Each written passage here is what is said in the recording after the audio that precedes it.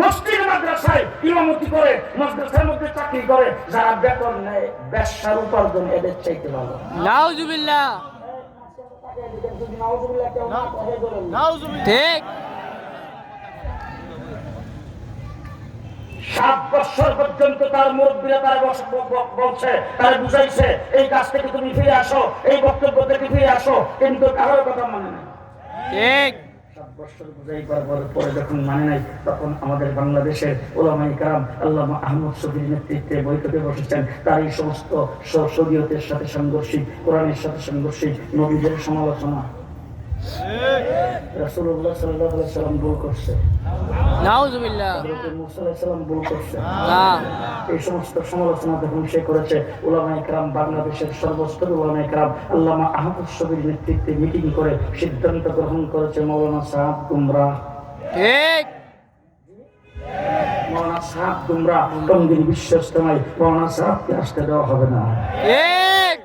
এই সিদ্ধান্ত চলতেছে। হঠাৎ করে গত পেশিস সরকার মাওলানা সাহাবের সঙ্গে আঘাত করে তাকে নিয়ে আসছেন আমাদের চোখে ফাঁকি দিয়া। আমরা যখন শুনতে পাচ্ছি বিমানবন্দরে এসে নামছে, আমরা বিমানবন্দর ঘেরাও করেছি, তাকে সামনের দিক দিয়ে বের করতে পারে নাই। আমাদেরকে বলছে না না না, বের হবে না, সে বিমানবন্দর থেকে চলে যাবে। কিন্তু কিছুক্ষণ পরে খবর পেলাম পেছনের রাস্তা দিয়া নিয়ে গেছে তারা কাকরাইল। আবার তখন কাকরাইল মসজিদ ঘেরাও করেছি, 3 দিন ঘেরাও করে রাখছি, তাকে 3 দিনের ভিতরে টঙ্গীর মাঠে আনতে পারে নাই। কাকরাইল মসজিদ থেকে তাকে বিদায় করতে হয়েছে। আজকে অন্তর্বর্তীকালীন সরকারের আমল চলতেছে। এখন আবার এই সাদিয়ানিরা কাদিয়ানির ছোট ভাই, তারা আবার চেষ্টা শুরু করে দিয়েছেন মাওলানা সাদ বাংলাদেশে আসতে হবে। গত সরকার ছিল পেশিস সরকার, গত সরকার যখন ছিল তখন বাইতুল মুকাররমের সামনে মানববন্ধন করেছেন, তখন প্রেস ক্লাবের সামনে মানববন্ধন করে বলছে এরা হেফাজতি, এরা হলো পাকিস্তানি, এরা স্বাধীনতা বিরোধী। এখন যখন সরকার পরিবর্তন হয়েছে, এখন অন্তর্বর্তীকালীন সরকারের কাছে এরা হইল আওয়ামীপন্থী। এখন আমরা হইলাম আওয়ামীপন্থী, আমরা সরকারের দালাল। কি জন্য দালাল?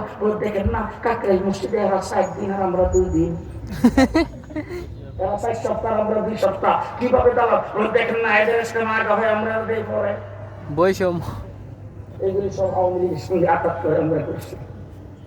আওয়ামী লীগ সরকারের ধর্মমন্ত্রী সে বলছে ইসরায়েল থেকে টাকা দেওয়া হয়েছে। স্বরাষ্ট্রমন্ত্রী বলছে কোথা থেকে কি হইতেছে সব জানি। আজকে তারা আবার পাইতারা শুরু করে দিয়েছেন, তাদেরকে কাকরাইল মসজিদ সমান অধিকার দিতে হবে, তাদেরকে টঙ্গীর মাঠে সমান অধিকার দিতে হবে। টঙ্গীর মাঠে শুধুমাত্র ওলামাদের তাবলীগের জোর কেন হবে, তাদের জোর হওয়ার জন্য দিতে হবে। আজকে পরিষ্কার ভাষায় দাঁড়ায় বলে গেলাম, আগামী 5 তারিখে বলবো বাংলাদেশের টঙ্গীর মাঠে সাদিয়ানিদের পাবলিক চলবে না। আল্লাহু আকবার, আল্লাহু আকবার। জিন্দাবাদ, জিন্দাবাদ। আমরা আছি সেখানে, আমরা আছি সেখানে। আল্লাহু আকবার।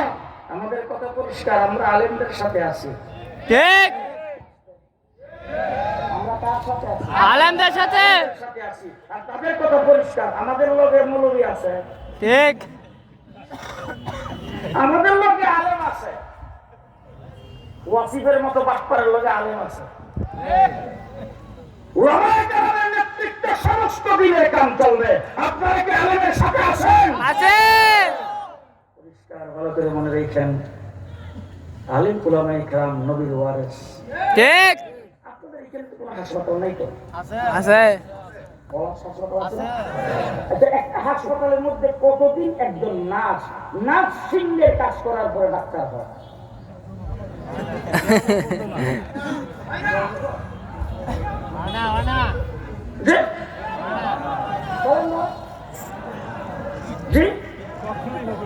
একজন নার্স যদি 50,000 বছর নার্সিং সেবা দেয়, সমস্ত ঔষধের নাম মুখস্থ করে ফেলে, সমস্ত রোগের লক্ষণ মুখস্থ করে ফেলে, সেই নার্স কখনো ডাক্তার হবে না। ঠিক। ইঞ্জিনিয়ার, ডাক্তার, প্রফেসর, সচিব, আর্মি অফিসার, পুলিশ অফিসার, যে যত বড় পজিশনের হোক না কেন, যত বড় স্বীকৃতি হোক না কেন, তাবলীগ জামাতে গাঁটটি লইয়া লক্ষবার চিল্লা দিলেও আলেম হবে না। ঠিক। কথা কি বুঝাইতে পারলাম? হ্যাঁ। আগামী 5 তারিখ, আগামী মঙ্গলবার ওলামা মাশায়েখ আহ্বান করেছেন সরওয়ার্দী উদ্যানে। যাইবেন না কেন?